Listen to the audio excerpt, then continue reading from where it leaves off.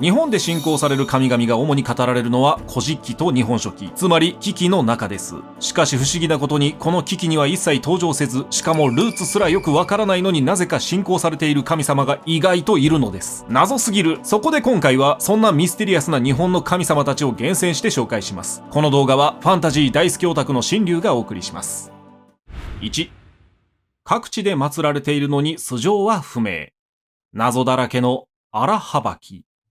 最初に紹介するのは全てが謎に包まれた神荒はきです。主に東北から関東地方で信仰されてきた神で、今も各地の神社でひっそりと祀られていたりするんですが、実は荒はきは古事記や日本書紀に登場しないのです。それどころかなんと地域の民話などにも一切登場しません。紀記にも民話にも登場しないのになぜか広く信仰されてきた、まさに謎だらけの神。めちゃくちゃミステリアス。一般的には荒はきのはばきという響きからはばき、つまりふくらはぎに巻くキャハンが連想されたため、旅の神だとされています。ですがこれも音が似ているからそうなったというだけ。荒はきは本来はどんな神なのかというのはいろいろな説が説かれています。例えば荒はきの母あるいは母が蛇を意味し、母きを漢字にすると母きとか母きとなることから本来は蛇の神であったという説があります。しかしこれもあくまでそうなのかもという説。また別の説では宮城県の多賀城近くに荒はき神社があるんですが、ここは朝廷が北方の民から領土を守るために荒はきを祀ったものと見られていて、このことから荒はきは日本の民間信仰において村や集落と外との境界に立ち、外部からの侵入を防ぐ鞘の神の性質を持っていたのではないかとも言われています。つまり守護神のような存在。他にも製鉄の神という説や、日本独自の山岳信仰に密教や神道が集合した修験道にまつわる神だったという説など、様々なものが説かれているんですが、これだというはっきりした説が見当たらないんです。不思議すぎる。素性のわからない荒はき。実は東北地方の歴史を記したとされていた津軽外三軍史という書物には荒はきに関する記述があります。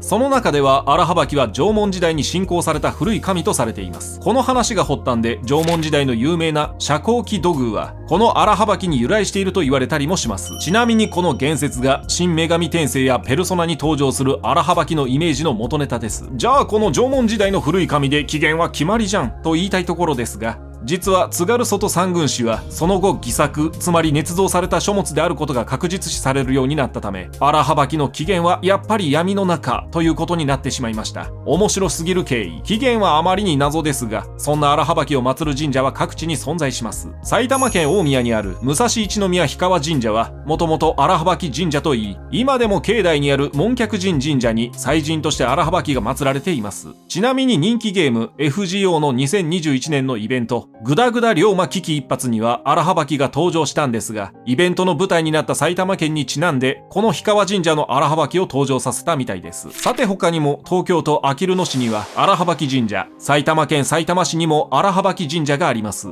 また岩手県の丹内山神社には胎内石と呼ばれる巨石のご神体があるのですが、これが荒はき神の巨石とも呼ばれていたりと、荒はきの痕跡だけは各地に残っています。本当に不思議。素性も起源もいまいち不明な荒はき。しかしその謎の多さゆえに結構人気があったりもします。存在自体は認められているのに正体不明の神様がいるなんて面白いですよね。2、人の邪魔をする蛇のたたり神。起源のわからない八戸の神。次に紹介するのは日立の国不時という書物で語られる謎の神、八戸の神、八つの神とも呼ばれます。蛇の体に角を生やした神であるとされ、その姿を見てしまうと一族もろとも滅亡してしまうと伝承されています。俗に言うたたり神というわけですね。怖すぎる。しかしこの八戸の神も危機には登場せず、この日立の国不時にしか登場しないため、それ以上の起源も信仰も不明なんです。ガチの謎。では日立の国不時ではどのように書かれているのかちょっと見てみましょう。八戸の神は日本の26代目の天皇である慶太天皇の時代に現れたとされます。当時八幡の又地という人物が日立の国の行方郡という地域を開墾して田んぼを作っていたんですが、そこに八戸の神が蛇たちを引き連れて現れ開墾を妨害したんだとか、蛇と共にちょっかいをかける八戸の神。しかし八幡の又地は甲冑を身にまとってこれを追い払い、山の入り口に杖を突き立てて八戸の神にこう告げます。ここから上は神の住みか、ここから下は人間の住みかとする。る。私がお前の祭司になり祀るから、もうたたることも恨むこともしないでほしい。つまり、八戸の神を祀るのでおとなしくしてくださいという交渉です。この出来事の後、八戸の神を祀る神社が建てられ、八幡の間たちの子孫が代々祭祀を引き継いだとされています。八幡の間たち、約束を守る男です。さらにその後、36代天皇である皇徳天皇の時代にも、この八戸の神にまつわる話が伝えられています。言い伝えによると、壬生の麻呂という人物が、かつて八幡の間たちの開墾した谷で池に包みを作ろうとしました。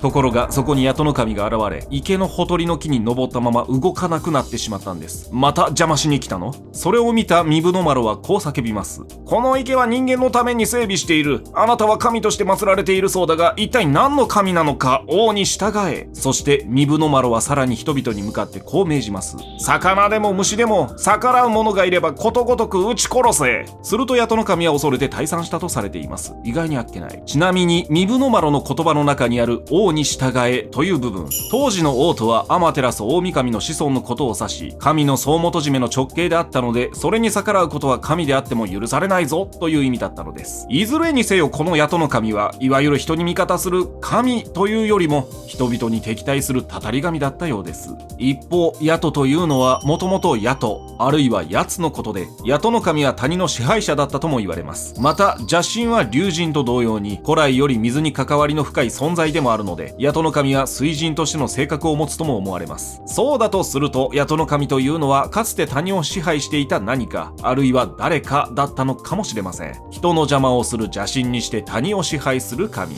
めちゃくちゃ面白いです。3. アマテラスの荒御霊なのに素性不明、謎の女神セオリツ姫。さて、次に取り上げるのは謎多き女神セオリツ姫。あまり聞いたことのない名前かもしれませんが、なかなかに重要な女神であるとされる謎多き存在なのです。一説にはセオリツ姫は日本神話の主神アマテラスの荒御霊だとされています。荒御霊というのは神の持つ荒々しい側面のこと。つまりセオリツ姫はアマテラスの一面だということ。超偉い神様だった。例えばアマテラスの荒御霊は三重県の伊勢神宮の内宮にある荒祭の宮に祭神として祀られているんですが、これがセオリツ姫だと言われています。しかもこの荒祭の宮、古い時代にはこちらの方が伊勢神宮の正宮だったと考えられているんです。つまりセオリツ姫の祀られている方が伊勢神宮のメインだったというわけ。すごすぎる。そんなセオリツ姫を祀る神社は各地にあり、東京都港区にある日比谷神社、石川県金沢市にあるセオリツ姫神社、宮崎県西都市にある早川神社なんかがよく知られています。セオリツ姫はアマテラスの一側面としての神でありながら、古い時代には伊勢神宮の正宮で祀られ、各地で単独でも祀られている重要な女神です。しかしこれほどアマテラスと関わりが深い重要な神とされるにもかかわらず、セオリツ姫は危機に登場しません。セオリツ姫が登場するのは神道の祝詞の一つである大祓の言葉の中。これはもうミステリアスすぎる。またセオリツ姫は水や川の神、滝の神としての側面も持っていて、九州以南では海の神ともされています。大祓の言葉に登場することからも、セオリツ姫は人の罪や汚れを水で洗い流して清めるという役割を持っているんです。平安時代頃に編纂された法典縁起式の水無月のつごもりの大祓という部分では、祓戸の指針という4柱の神の名が挙げられていて、そのうちの1柱がセオリツ姫です。セオリツ姫の他の2柱は早秋津姫、伊吹戸主、早さすら姫です。この4柱の神々を総称して祓戸の狼と呼ばれることもあり、4柱1組で汚れを払ってくれるんです。ありがたや。ただこうなるとセオリツ姫はアマテラスとどういう関係だったのかよくわかりませんよね。セオリツ姫にはアマテラスのようなエピソードは伝えられていないので、その人物像については何もわかりません。そのせいなのか、時代が下ると宇治の橋姫の説話に登場する宇治川に架かる宇治橋の守り神橋姫や、仏教に登場する第六天満王の娘にして坂の上の田村麻呂の妻とされる鈴鹿御前とも同一されるようになりました。鈴鹿御前は元は鈴鹿山に住んでいた盗賊を退治した天女とも言われる謎の女性です。謎の女神が謎の女性と同一されて、さらにわけのわからないことに、またセオリツ姫は水に関わる神であることから龍神と結びつけられることもあります。その謎成分の多さゆえに様々なものと結びつけられていったのです。アマテラスと大きな関わりを持ち、汚れを払う女神にして清めの龍神、まさに謎すぎる神がセオリツ姫でした。4. 告げ口する虫を食う神、ルーツ不明の正面金剛。次の神は正面金剛。この正面金剛はズバリいつ生まれてなぜその役割を持つようになったのかよくわからないという神です。正面金剛はダラニ実教という仏典に説かれる鬼神の一人で、時に仏法を守護し敵を重複する正面金剛明王とも呼ばれることもあります。ちなみにペルソナの一作目の初期ペルソナ正面金剛の元ネタですね。そんな正面金剛の姿は一つの顔に6本あるいは8本の腕を持ち、その手には弓や剣、矢などの武器に加えてショケラと呼ばれる小さな人間を携えています。またその体は名前の通り真っ青で蛇が巻きついていることもあります。かっこいい。道端に庚申と書かれた石の塔があって、険しい表情を浮かべたこのような姿の神が刻まれているのを見たことがありませんか？その石碑に彫られた神こそこの正面金剛なんです。正面金剛が彫られた石碑を庚申塔と呼び、庚申信仰と呼ばれる信仰体系の本尊として各地に祀られているというわけ。実は身近にある神様なのです。ありがたい。それで庚申信仰とは何なのかというと、中国の道教にある三子説という思想が元になっているんですが、この話が奇妙でめちゃくちゃ面白い。それによると人間の体には三子という3匹の虫が住んでおり、それが夜に人間の体から抜け出して天帝という中国神話の主神に取り付いていた人間が犯した悪事を告げ口するというんです。なんか気持ち悪いしやめてほしい。さらに三子から悪事を聞いた天帝は罰として宿主である人間の寿命を縮めるんだそう。嫌すぎる。そしてこの3匹の虫三子が抜け出すとされた日が60日に一度訪れる干支の一つ庚申だったのです。日本では庚申の日には徹夜で宴をして過ごしたりして三子が抜け出すのを防ぐ風習が生まれました。これを庚申待ちと言います。誰にだってちょっとは心当たりがあるからとにかく告げ口を防ごうという魂胆。わかる。ここで登場するのが正面金剛。正面金剛は三子を食らう存在だとされ、さらには三子に人間の悪行を見聞きさせず、天帝に告げ口させないようにするともされているんです。いわば人間の寿命を長らえさせることに協力してくれる神。それが正面金剛なんです。ありがたすぎる。医療が発達していなかった昔は長生きするのはきっと大変だったのでしょう。寿命を伸ばすための庚申塔が各地に点在するのもよくわかります。こう考えると正面金剛は人々の生活にかなり密着した存在だったと言えそうです。このように正面金剛はよく見かける上に役割もはっきりしているわけですが、その割に最初に言ったようにルーツはよくわかりません。どこから来たん？一説では正面金剛は古代インドの大女子誌ラーマーヤナの主人公ラーマが源流だと言われています。ラーマはインド神話の主神ビシュヌの化身です。正面金剛が彫られた庚申塔の下の方にはよく見ざる、言わざる、聞かざるの三猿が描かれているんですが、これはラーマに仕えた猿の英雄ハヌマーンが変化した姿だと考えられたりもしています。猿という共通点が根拠の一つというわけ。ちなみに猿の英雄ハヌマーンは古代インドの風の神バーユの子で、自在に姿を変えて空を飛び5つの顔を持つとされています。そしてチート揃いのインド神話の中でもかなりぶっ飛んだエピソード持ちです。どのくらいかというと、負傷したラーマの弟ラクシュマノを助けるための薬草がうまく探し出せなかったため、とりあえず周囲一帯の山一つをぶっこ抜いて届けたんだそう。パワーで解決するタイプめちゃくちゃ。ただ庚申や三子説の逸話にはどこにもインドの神々の面影はありません。また庚申の思想の起源である中国の説話には正面金剛は出てきません。正面金剛は道教思想をした時期に日本で発展した独自の尊格ということまではわかるんですが、この神がなぜ庚申と関わり人を救うようになったのか全くわからないんです。明確な起源を持たない上、石碑に刻まれた謎の神というイメージも加わり、調べれば調べるほど謎が深まる神と言えるんじゃないでしょうか。面白すぎる。5. マジで何の神なんだ？弁財天の頭に乗る宇賀神。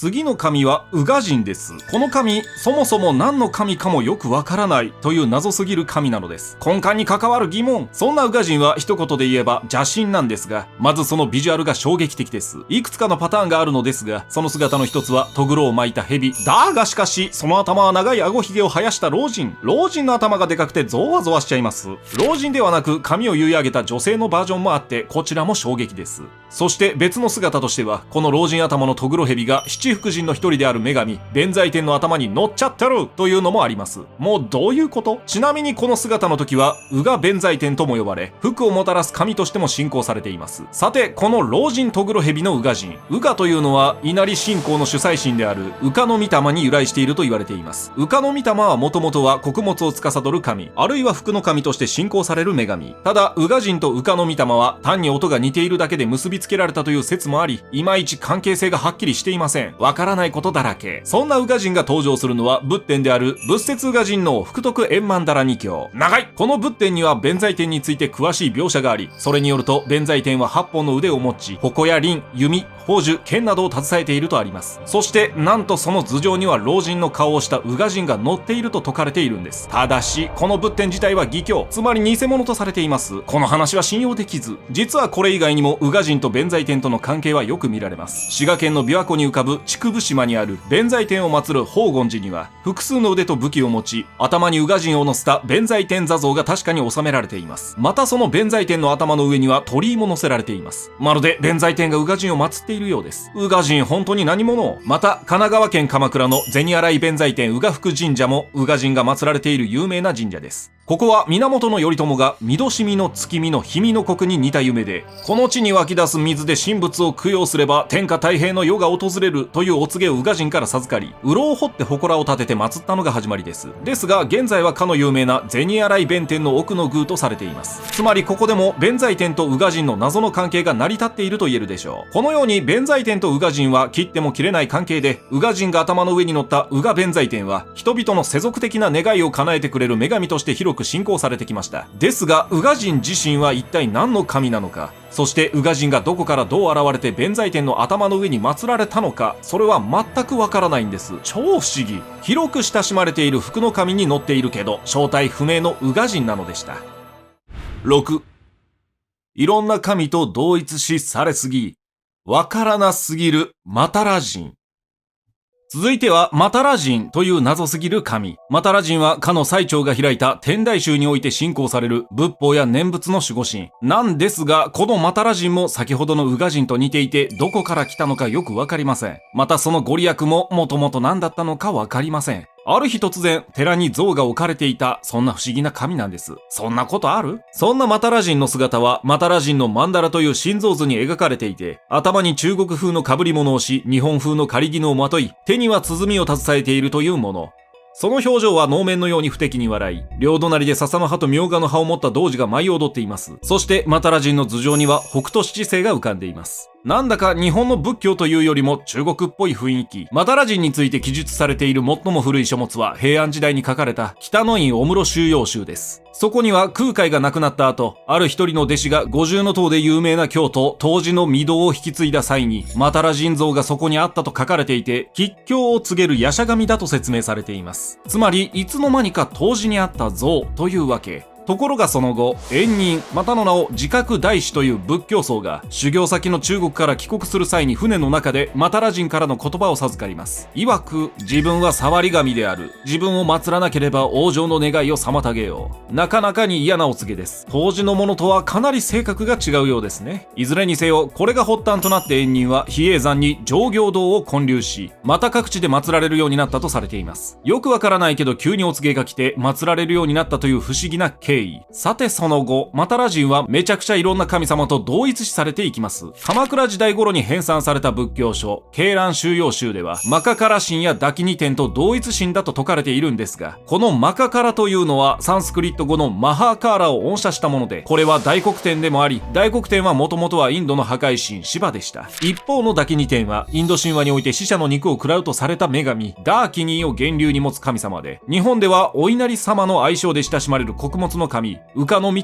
とも集合されているんです。同一視された神多すぎ。しかもさらにマタラ神は釈迦の聖地祇園精舎の守護神である五頭天皇とも同一視されていて、五頭天皇は民間信仰に登場する無頭神やヤマタノオロチを討伐したスサノオノミコトとも同一視されているので、これもマタラ神。さらに古代中国の創世神話に登場する神万古、日本における伝統芸能の一つである能楽の祖とされる旗の川勝とも同一視されています。どんだけ。ちなみにこの旗の川勝という人物は詳細不明の渡来一族旗氏の当時の長で、聖徳太子に賜った仏像を本尊として京都最古の寺広隆寺を建立します。ここになんとマタラ神が祀られているんです。そして広隆寺では京都の三大奇祭の一つに数えられる渦政の牛祭りが行われるんですが、これがめちゃくちゃすごい。まずマタラ神のお面をつけた者が牛に乗り、その周囲を四天王の面をした者が囲んで練り歩きます。そして独特の節をつけた祭文を読み上げた後、と、マタラ人と四天王がお堂に飛び込みます。しかも周囲の見物客は、このマタラ人に向かって罵声を浴びせまくるんです。奇才というだけあってすごい展開。かつてはマタラ人に向かって石まで投げたそうで、なんでそんなお祭りが？もう神というより罪人のようにも思えます。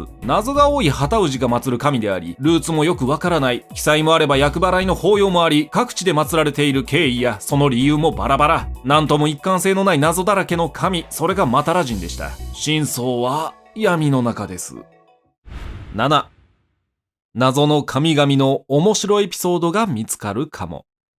このように日本には出自や性格のはっきりしない謎の神々が意外とたくさんいます。そういった神々の起源にはロマンがあり、突飛なエピソードに出会えたりしてかなり楽しいです。興味があればぜひ、キキには登場しない、その背後に潜む神々の世界に足を踏み入れてみてはいかがでしょうか。あなたの周りにある寺社にも謎の神が祀られているかも。この動画はファンタジー大好きオタクの新流がお送りしました。チャンネル登録、高評価、コメントをお願いします。それではまた。